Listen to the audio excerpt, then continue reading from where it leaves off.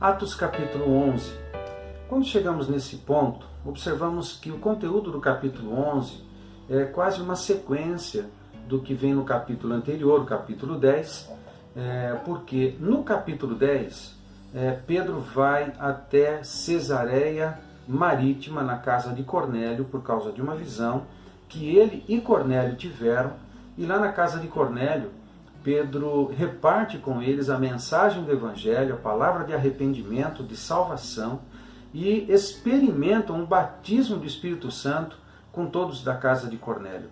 O capítulo 10 finaliza com o batismo das pessoas que estavam na casa de Cornélio, e assim é encerrado o capítulo 10. Mas no capítulo 11 é quase uma sequência. Por quê?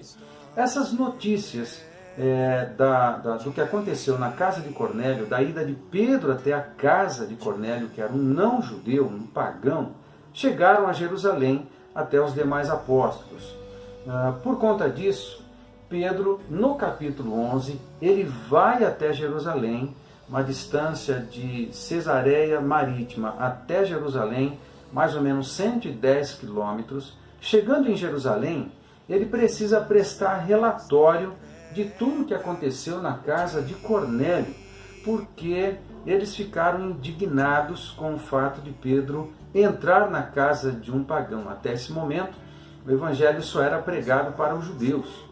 E o que está acontecendo é que Lucas está desenvolvendo a sua narrativa, levando toda a narrativa do seu livro histórico para mostrar o avanço do evangelho até os confins da terra, pensando no esquema de Atos 1:8, o testemunho de Cristo em Jerusalém, Judéia, Samaria e confins da terra. Então, depois desse testemunho, ou seja, desse relatório que o apóstolo Pedro faz aos apóstolos e discípulos de Jerusalém, isso vai até o verso 18, acontece algo bem interessante no verso 19 e os seguintes, que muda a narrativa de Lucas até o verso 18, é uma narrativa histórica, ele está contando o fato, tudo como aconteceu, mas o verso 19 até o verso 24, Lucas faz uma narrativa descritiva, contando como o evangelho estava avançando, principalmente entre o mundo não judeu. No verso 19 você encontra o fato de discípulos irem para a região da Fenícia, Chipre e Antioquia. E esse registro conta que alguns discípulos indo para Antioquia pregaram o evangelho ali, alguns gregos aceitaram o evangelho e começou a crescer o número de discípulos na cidade de Antioquia. O que aconteceu? Os apóstolos de Jerusalém tiveram essa informação e enviaram Barnabé para Antioquia para verificar o que estava acontecendo lá.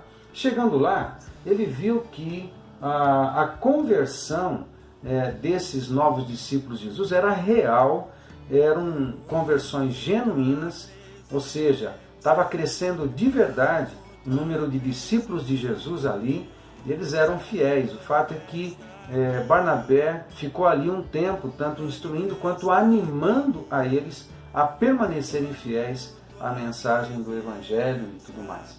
Agora, algo interessante que está nos versos 25 e 26 é a ida de Barnabé até Tarso. E ele foi atrás de Saulo. Por quê? Alguns versos antes, no final do capítulo 9 e parte do capítulo 10, Saulo, que se converteu no caminho de Damasco, foi para Jerusalém convertido e lá começou a pregar, e de perseguidor tornou-se perseguido, ao ponto dos discípulos de Jerusalém recomendarem Paulo a viajar, a sair, a fugir. E ele de fato fugiu e foi para Tarso, a sua cidade natal. E Tarso ficava mais ou menos a 200 quilômetros de Antioquia, que ficava a mais ou menos 500 quilômetros de Jerusalém. Muito bem, em Antioquia, Barnabé, depois de verificar a saúde da igreja e dos discípulos ali, se põe em viagem para Tarso buscar Saulo. Ele traz Saulo para Antioquia e faz de Saulo um discípulo e ali eles se tornam mestres e profetas, ajudando no crescimento e no fortalecimento da igreja e dos discípulos em Antioquia.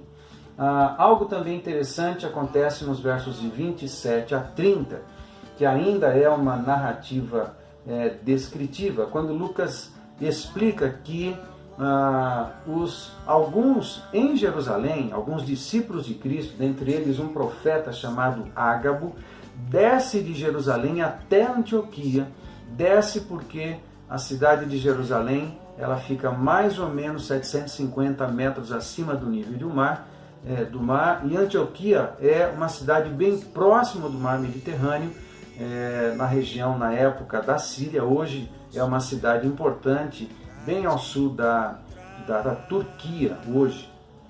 E chegando lá, esse Ágabo, ele faz uma profecia dizendo que haveria um tempo de escassez e dificuldade em toda a terra, e isso aconteceria no tempo de Cláudio, o imperador. Cláudio, o imperador, foi imperador entre os anos de 41 a 54. Antes dele foi Calígula, depois de Cláudio foi Nero. Nero foi de 54 a 68. Quando 68 Nero morre, em 64 ele põe fogo em Roma, acusa os cristãos e tal.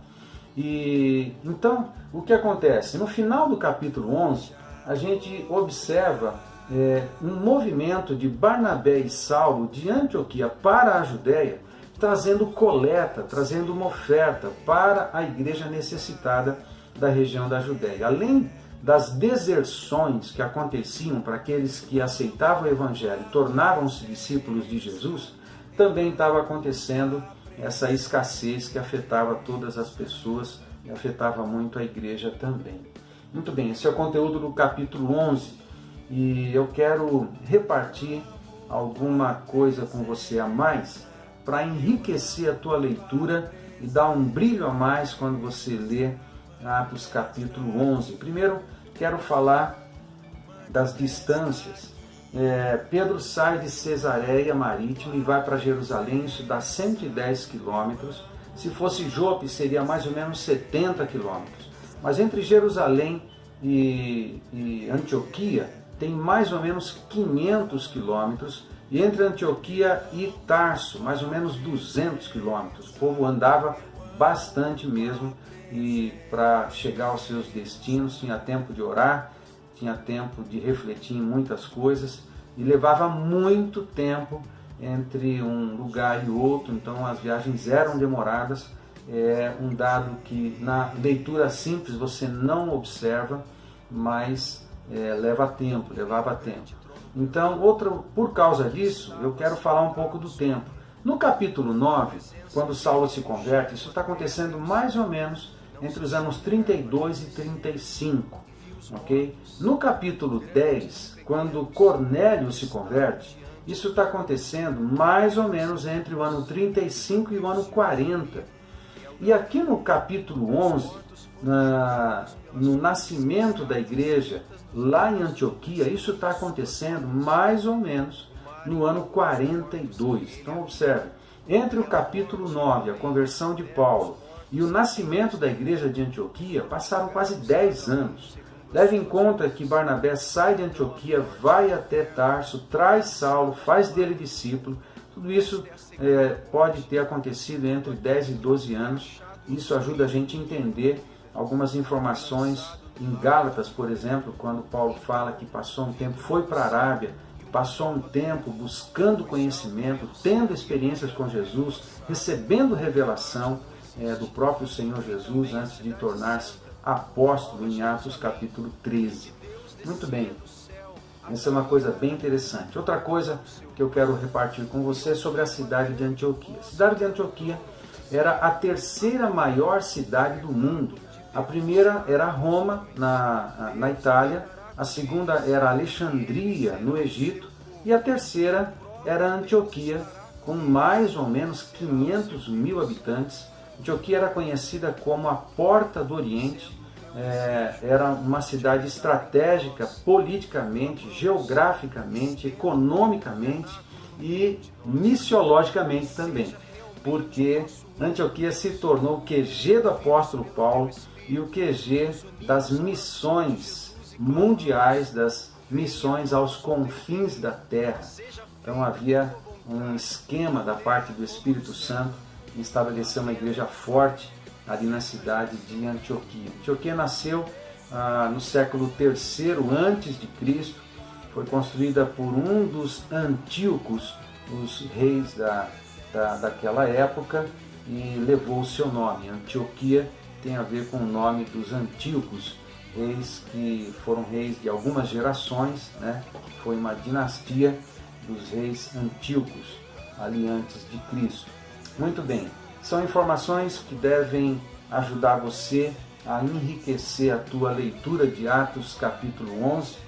Eu finalizo desejando para mim e para você que o Espírito Santo nos use para pregar o Evangelho em todos os lugares, para todas as pessoas, em todas as situações, e repartir a mensagem de arrependimento e salvação, a possibilidade de termos experiências com o Espírito Santo, o selo do Espírito Santo em nós. Que o Senhor nos use para levar adiante essa mensagem e continuar propagando a mensagem de salvação, de transformação, de cura no nosso Senhor Jesus Cristo. É isso? Faça uma boa leitura de Atos capítulo 11, muito mais palavra, muito mais fé e ação, muito mais atos de amor. Deus te abençoe.